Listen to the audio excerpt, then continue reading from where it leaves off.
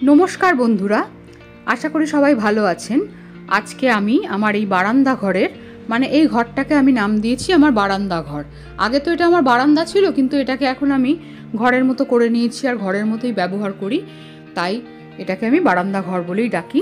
ঘরের পর্দাগুলো চেঞ্জ করলাম। পর্দাগুলো আমি বেশ কিছুদিন আগে অ্যামাজন থেকে কিনে রেখেছিলাম, আজকে এগুলোকে চেঞ্জ করলাম।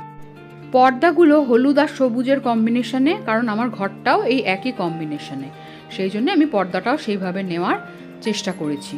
এখানে আর একটা কথা আপনাদের বলি, এই যে দেখুন, সকালবেলা আজকে ছেলে স্কুলে বেরিয়ে যাওয়ার পরে আমি বিছানাটা পরিষ্কার করে রেখেছি চাদর চেঞ্জ করব বলে।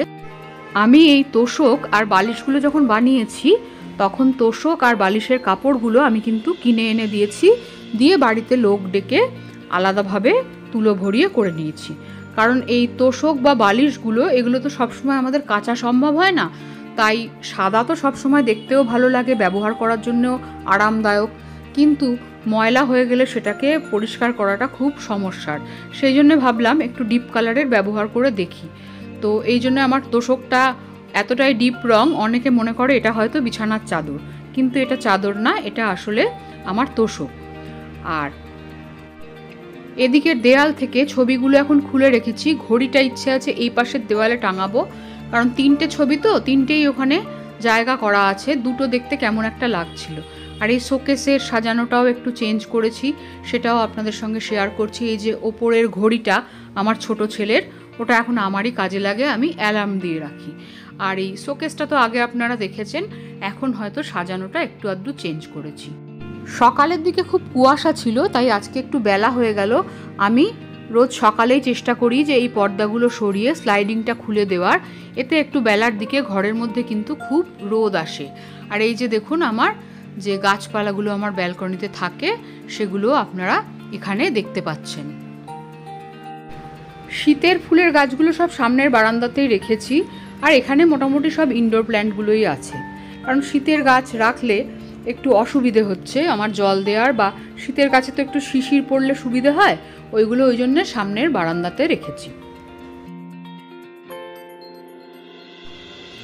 বড় ছেলে এখনো ওঠেনি, গতকালও স্কুলে গিয়েছিল, আজকে আর বলল যাবে না, তাই জন্য এখনো উঠে ঘরের মধ্যেই শুয়ে রয়েছে, তাই ঘরের বিছানা এখনো তোলা হয়নি। আমি ও উঠে নিচে গেলে তারপরে ঘরের বিছানাটা তুলব।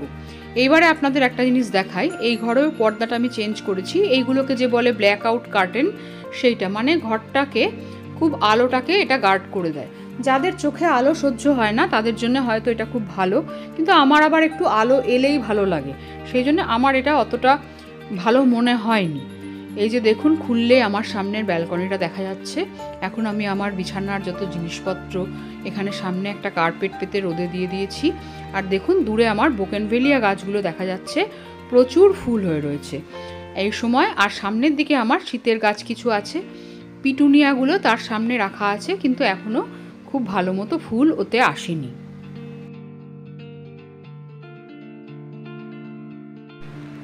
চলুন আপনাদের একটু বারান্দাটা ঘুরিয়ে দেখিয়ে নিয়ে আসি।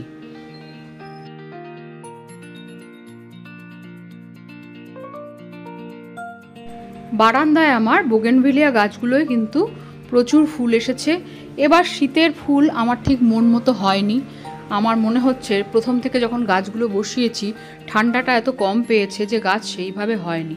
সবে পিটুনিয়াগুলো এখন তৈরি করছে, সেই তুলনায় আমার বোগেনভেলিয়াগুলো খুব সুন্দর হয়েছে। এখানে 5টা গাছ আছে, 5টা গাছেই খুব সুন্দরভাবে ফুল এসেছে। আর এই দেখুন, এই কোণে আমার তুলসী গাছটা, আমি তো রাঁচিতে বেড়াতে গেছিলাম, ফিরে এসে দেখলাম গাছটা ভীষণ ঝাঁকড়া হয়ে গেছে।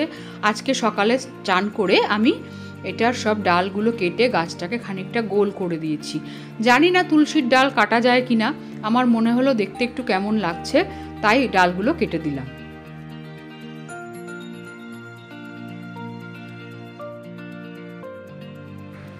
এই যে আমার এরপরে ঘরের চাদর পাতা হয়ে গেছে, আর চাদর পাতার পরে বিছানাটা কেমন লাগছে সেটা আপনাদের সঙ্গে শেয়ার করব। এটা খুব একটা ভালো চাদর কিছু নয়, মোটামুটি সবসময় ব্যবহার করার জন্য এই মোটা চাদরগুলোতে আমার একটু সুবিধে হয়, বিছানাটা ঘাঁটে কম। ছেলেরা তো যখন তখন যে খাটে পাড়ে গিয়ে শুয়ে পড়ে, তাই এরকম চাদর আমার সুবিধে হয়। তো ভিডিওটা ভালো লাগলে একটা লাইক করে দেবেন, আমার সঙ্গে থাকবেন। ধন্যবাদ।